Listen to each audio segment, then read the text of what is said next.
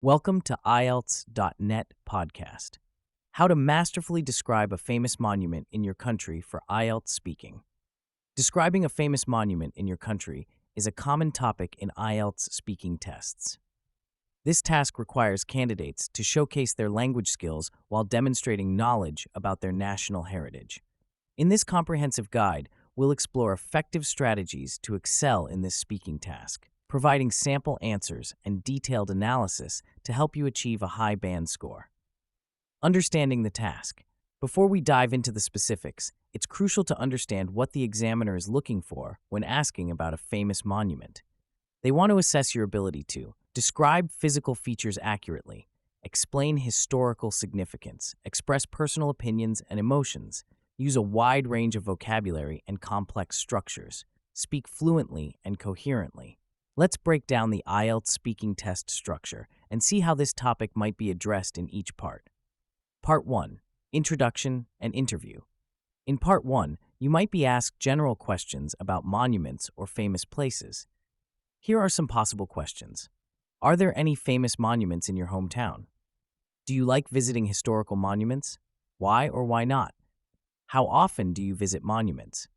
Let's look at a sample answer for the second question. Sample answer, Band 7-8. Yes, I do enjoy visiting historical monuments. I find them fascinating because they offer a tangible connection to the past. Exploring these sites allows me to immerse myself in history and gain a deeper understanding of our cultural heritage. It's always awe-inspiring to stand before structures that have withstood the test of time and witnessed significant events in our nation's history. Part 2. Long Turn. In Part 2, you might receive a cue card like this. Describe a famous monument in your country. You should say what it is, where it is located, what it looks like, and explain why it is important. Here's a sample answer targeting a Band 8-9. I'd like to talk about the One Pillar Pagoda, which is one of the most iconic monuments in Vietnam. This historic Buddhist temple is located in the capital city, Hanoi, and is renowned for its unique architectural design. The pagoda is situated in a tranquil park near the Ho Chi Minh Mausoleum complex. What makes it truly distinctive is its structure. It's built on a single stone pillar that rises from the center of a small lotus pond. The temple itself resembles a lotus blossom, which is a sacred symbol in Buddhism. The wooden pagoda is square in shape, with intricate carvings and a curved roof typical of Vietnamese architecture. The One Pillar Pagoda holds immense significance for several reasons. Historically, it was built in 1049 by Emperor Tai Tong, making it nearly 1,000 years old. Legend has it that the emperor constructed it after having a dream in which the Bodhisattva Avalokiteshvara handed him a son while seated on a lotus flower. Moreover, this monument symbolizes the rich cultural and religious heritage of Vietnam. It has withstood numerous wars and natural disasters, being rebuilt several times, which makes it a powerful symbol of resilience and continuity for the Vietnamese people. In terms of its importance, the One Pillar Pagoda is not just a tourist attraction, but also an active place of worship. Many locals visit to pray for good health and fertility. Its unique design has also made it an architectural marvel, inspiring countless artists and architects over the centuries. To me, this monument encapsulates the spirit of Vietnam, its blend of history, spirituality, and artistic beauty. Whenever I visit, I'm always struck by how such a small structure can carry so much cultural weight and continue to captivate people from all over the world. Examiners' follow-up questions. How do local people feel about this monument? Do you think it's important for a country to preserve its historical monuments? Sample answer. Local people generally hold the One Pillar Pagoda in high regard. It's seen as a source of pride and a tangible link to Vietnam's rich history.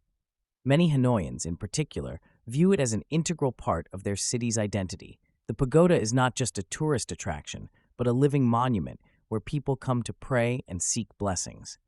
Its resilience through wars and natural disasters has made it a symbol of national perseverance, which resonates deeply with the Vietnamese spirit.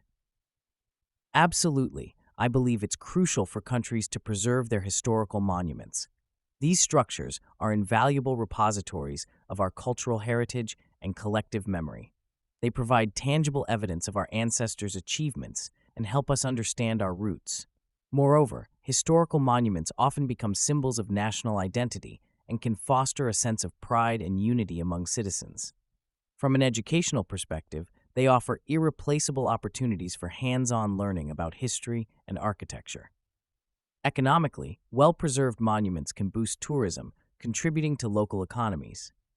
However, the preservation process needs to be balanced with modern development needs, ensuring that we honor our past while building for the future. Part 3. Two-way discussion.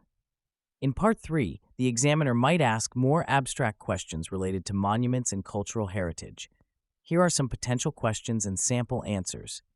How do you think technology is changing the way we experience historical monuments? Sample answer, Band 8-9. Technology is revolutionizing our interaction with historical monuments in several ways. Virtual reality and augmented reality applications now allow people to visit monuments from anywhere in the world, providing immersive experiences that were previously impossible. This has democratized access to cultural heritage, making it available to those who can't physically travel to these sites. Moreover, 3D scanning and modeling technologies are enabling precise digital preservation of monuments. This is invaluable for restoration efforts and allows us to study these structures in unprecedented detail. Social media platforms have also changed how we share and engage with these sites, often raising awareness about lesser-known monuments. However, this technological mediation also poses challenges. There's a risk of oversimplifying complex historical narratives or prioritizing spectacle over substance. The ease of virtual access might also reduce the perceived value of in-person visits, which often provide a more profound, multi-sensory experience. Ultimately, I believe technology should complement rather than replace traditional ways of experiencing monuments. When used thoughtfully, it can enhance our understanding and appreciation of these invaluable cultural treasures. Do you think countries have a responsibility to maintain monuments from cultures that are no longer present in that country? Sample answer, Band 8-9. This is a complex issue that touches on ethics, cultural heritage, and international relations. In my opinion, countries do have a responsibility to maintain monuments from cultures no longer present, as these structures are part of our shared human heritage. Firstly, these monuments often provide invaluable insights into human history and cultural evolution.